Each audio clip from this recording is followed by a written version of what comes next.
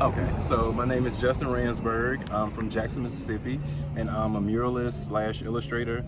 And I've been painting for the past about 8 years, but professionally and like full time for the past 3. Genre art that I guess I fit into is more like anime influence kind of illustrations. And from that, I wanted to do like larger scale paintings. And the first like mural that I did here in Jackson was at a place called Taboo Dance and Fitness, and it's a pole dance studio here in Jackson. And yeah, I learned a lot of things from doing that commission. It's still one of my favorites, and yeah, just been kind of going ever since. Specifically, it was part of an event called Mural Fest, which was created by Cooperation Jackson, and they're actually right down the street from here. And they do a lot of like, Black unity in the community kind of events and community togetherness kind of initiatives. And they choose the artists based on like which one fit with the themes the best. So it was Black unity, indigenous cultures was a part of it, like Native Americans. Afrofuturism was another part of the theme, and Black solidarity. So I went more of the Afrofuturism route. And originally, I was just gonna do this one painting, but I had this whole wall to fill.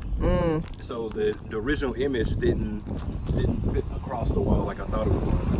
Yeah. So luckily I had the sketch for this one ready as well. So I just ran it by. I'm like, hey, I still got this extra wall space. Can I do this piece too? Yeah. They're like, yeah, man, go ahead.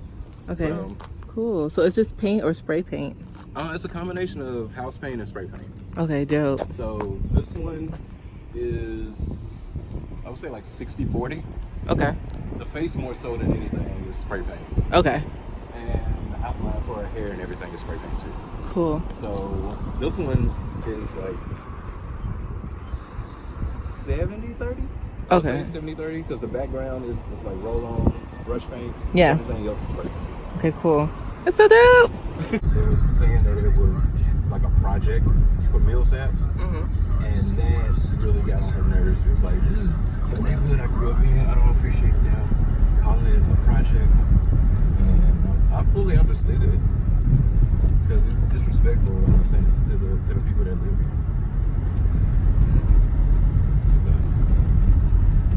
Yeah. I've been watching, I'm not sure if you watched the show. It's called She's Gotta Have It. The director is Spike Lee. I saw it. I haven't watched it though. I saw it come up on Netflix. Okay, yeah.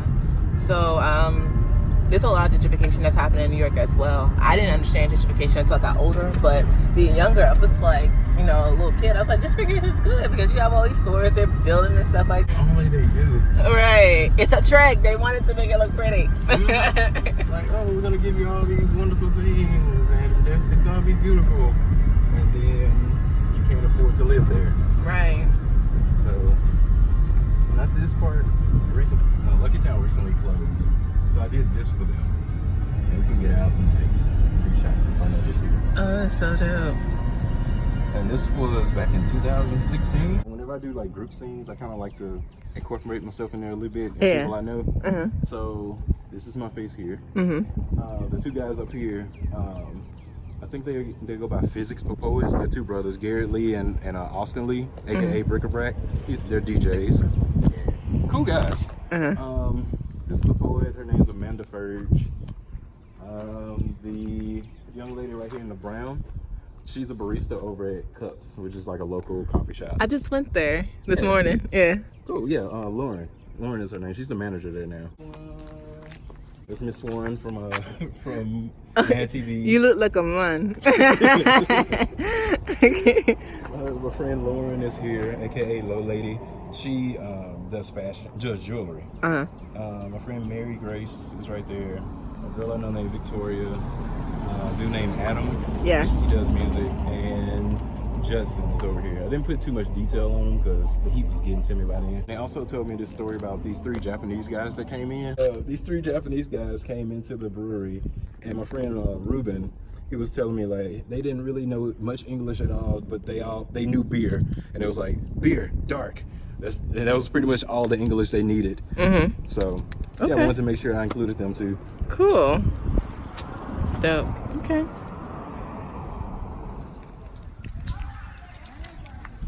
So This is his last album, the cover for it. And the artist that did this one, his name's E. And that's his Instagram. It's dope. So at first he was gonna do the whole court, but it turned out to be a bigger task than he could handle. So his sister was like, "Hey, we want it to be like as full as possible. So can you come in and do the lettering and he'll finish the face?" And I was like, "Okay." And they asked me to do the backboards too. So he actually did the letters for it up there, and then I just went back and kind of like added to it.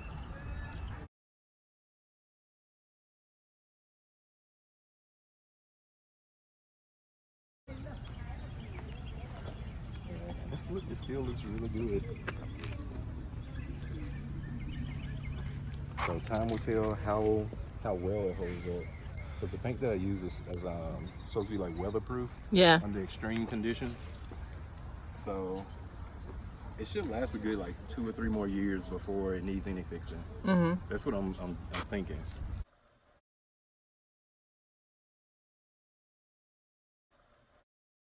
I'm Justin Bogan. I'm a tattoo artist here in Jackson, Mississippi, and I'm a tattoo artist for 13 years now. Honestly, I just fell into it. It was never like a thing that I wanted to be growing up. I just kind of took an interest of it later on in life, and it just happened. I never looked at anybody who I wanted to be like, and I'm a self-taught artist, so I just picked it up and I just ran with it and went forward. Usually with tattooing, I work with the customer more so. They give me their ideas and I just take it and I put my own twist to it.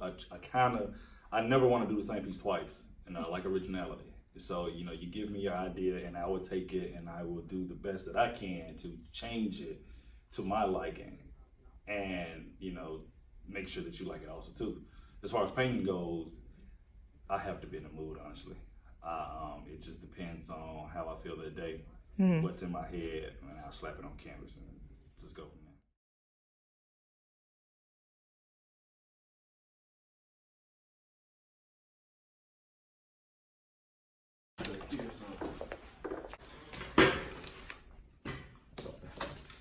So this is a piece.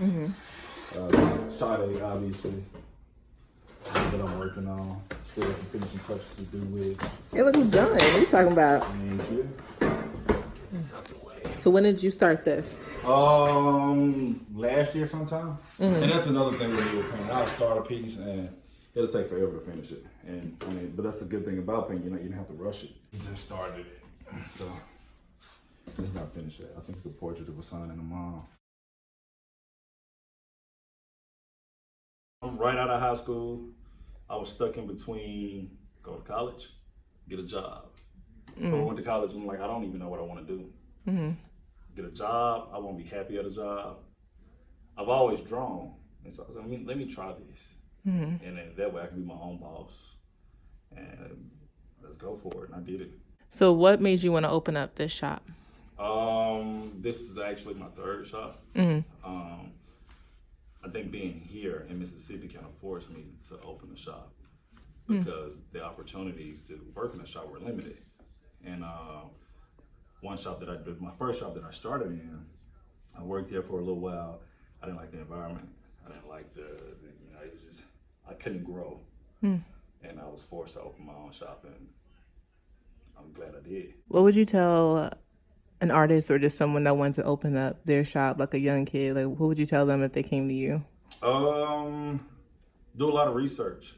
I think the hardest part about opening a tattoo shop or any business is to make sure that you maintain your business, because even though that you are your own boss, at the end of the day, it's a business that you have to run. And if you don't run it correctly, you won't be in business long. So no matter how talented you are as far as your artistic abilities, if you don't have a business mind frame, you don't have any type of business knowledge, your business will fail. So before you jump into opening your own business, make sure that's exactly what you want to do and you have enough knowledge to do that. Because it can get hard. There's plenty of days that you want to quit. Plenty of days that you say, yeah, I should have did something else. But I mean, if you feel that that's something that you want to do, go for it.